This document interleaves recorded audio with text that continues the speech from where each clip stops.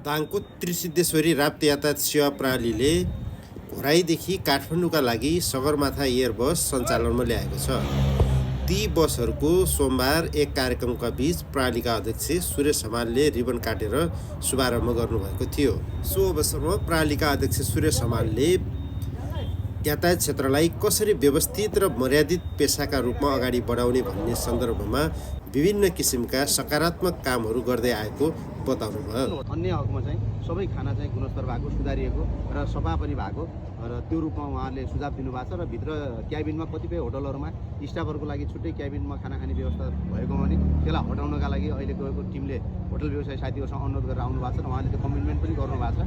1 करोड रुपियाँ लगाएर गाडी लगानी गर्ने, 50 लाख 60 लाख आफ्नो घरबाट लगानी गर्ने, बाँकी रहेको 40-50 लाख पैसा चाहिँ ब्याङ्कबाट लोन खाएर लगानी गर्ने, त्यसरी लगानी गरेको व्यवसायलाई प्रवर्धन गर्ने कुरा, यसलाई संस्थागत गर्ने कुरा र यो पुँजीको संरक्षण गर्ने कुरा र आम यात्रुहरूलाई गुणस्तरीय सेवा प्रभावकारी ढङ्गले दिने कुरामा हामी प्रतिबद्ध छौँ। हामी 2041 सालमा खोलेको संस्था झन्डै 41 वर्ष यहाँहरूको सेवामा प्रतिबद्ध भएर लागेका छौँ। हाम्रा कमजोरीहरू छन्, त्यस कारण त्यो कमजोरीहरू सुधार्नका लागि रात दिन हाम्रो टिम खटेको अवस्था छ।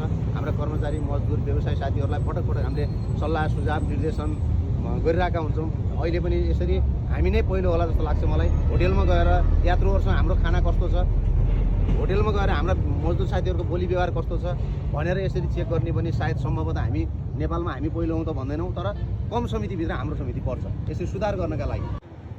उद्घाटन समारोहमा प्रणालीका प्रबन्धक पुष्कर धिताल, प्रशासनिक सचिव नारायण प्रसाद नेउपाने लगायतका पदाधिकारीहरूको सहभागिता रहेको थियो।